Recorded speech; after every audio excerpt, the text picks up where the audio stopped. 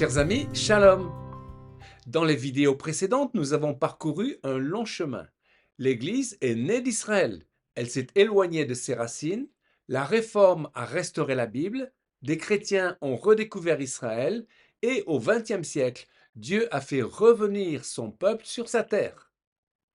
Aujourd'hui, dans cette 8e vidéo, nous allons voir ce que tout cela signifie pour nous, pour l'Église d'aujourd'hui et pour les temps que nous vivons. Car Israël et l'Église ne sont pas deux histoires séparées, elles sont les deux fils d'une même tresse, deux témoins, deux missions, deux appels, qui convergent vers l'accomplissement final du plan de Dieu. Deux témoins du même Dieu.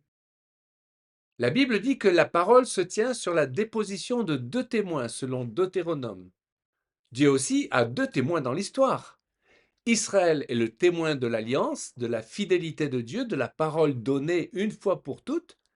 Israël est le témoin historique de Dieu dans le monde.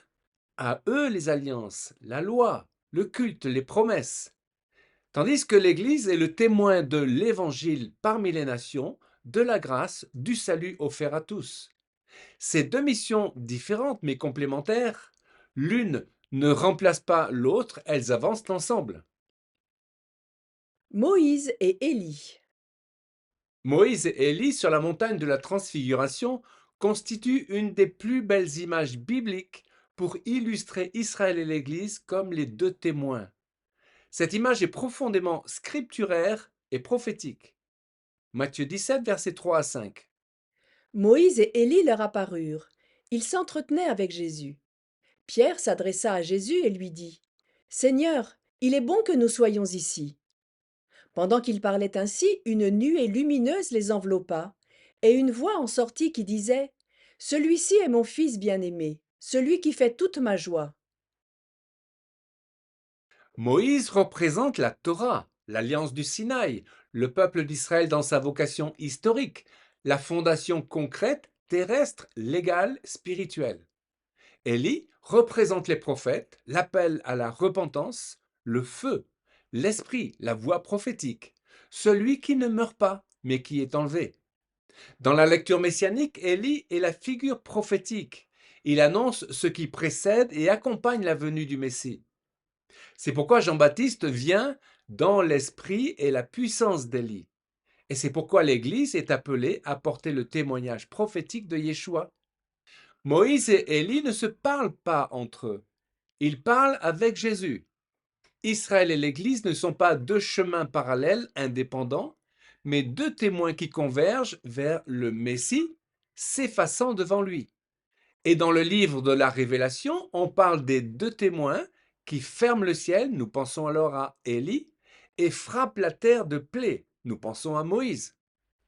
Au-delà de la lecture littérale, on discerne Israël gardien des Écritures et l'Église porteuse du message de l'Évangile.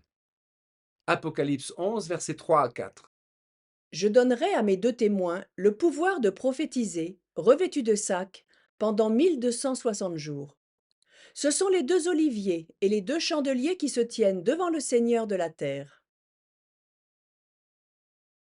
Israël, la racine, la mémoire, la promesse. Israël est le peuple de la mémoire. Souviens-toi, dit Dieu à Israël. Sa mission n'a pas changé. Elle n'a jamais changé. Porter la Torah, garder l'alliance, rester témoin de Dieu dans l'histoire, être un peuple sacerdotal pour les nations.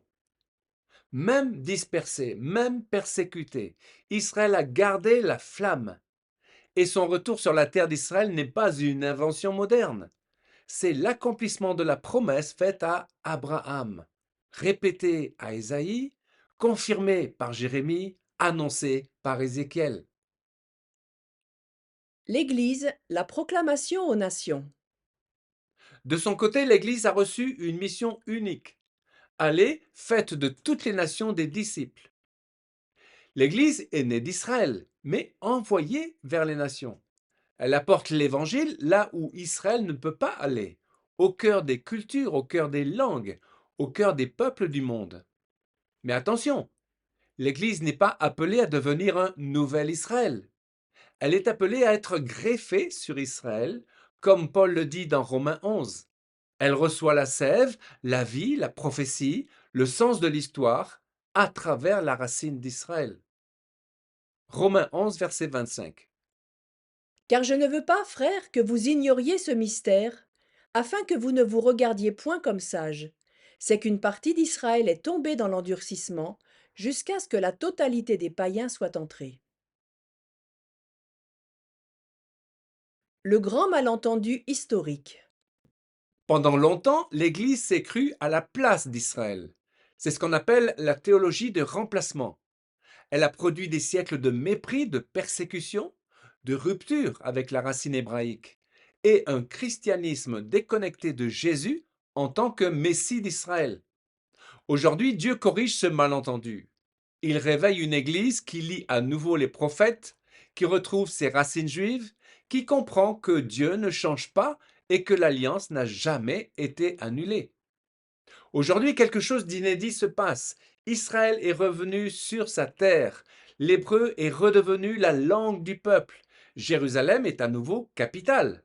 Les prophéties se réalisent et de plus en plus de chrétiens comprennent que tout cela a un sens.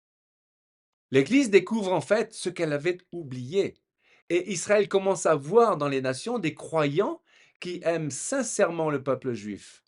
Non pas pour des raisons politiques, mais parce qu'ils lisent la Bible et qu'ils y voient la fidélité de Dieu. Ce rapprochement n'est pas humain, il est prophétique, il vient de Dieu. Préparer le retour du roi. Nous nous rapprochons du cœur du plan de Dieu. La Bible dit que Jésus reviendra en Israël, à Jérusalem, et qu'Israël dira: Béni soit celui qui vient au nom du Seigneur. Le retour du Messie n'est pas déconnecté d'Israël. Et c'est même l'axe central. Dans ce plan final, l'Église a un rôle, provoquer la jalousie d'Israël, comme Paul le dit, c'est-à-dire montrer un amour réel, authentique, biblique, qui révèle le Dieu d'Israël. Et Israël a un rôle, porter la mémoire de Dieu et être prêt à accueillir son roi. Deux missions, un même but, la venue du Messie. Alors, aimer Israël aujourd'hui? Pour résumer, un chrétien aime Israël parce que Dieu aime Israël, son amour est éternel. Jésus est juif, il est fils de David et roi d'Israël. Le salut vient des Juifs. L'alliance n'est pas annulée. Les dons et l'appel de Dieu sont irrévocables. Israël est revenu sur sa terre, c'est la preuve que la parole de Dieu est vraie. Le retour du Messie est lié à Israël. Il ne se passe pas à Rome, pas à New York, pas à Genève, mais à Jérusalem. L'Église et Israël marchent ensemble. Ce sont deux témoins, deux missions et un même plan. Chers amis, aimer Israël, ce n'est pas faire de la politique, c'est se tenir du côté de la promesse. C'est aimer ce que Dieu aime. C'est marcher avec lui dans son plan d'accomplissement. Que le Seigneur nous donne des yeux pour voir et un cœur aligné avec le sien. Amen. Dans la prochaine et dernière vidéo de cette série, nous ferons une synthèse de l'histoire de l'Église et Israël pour relire tout le parcours d'un seul regard.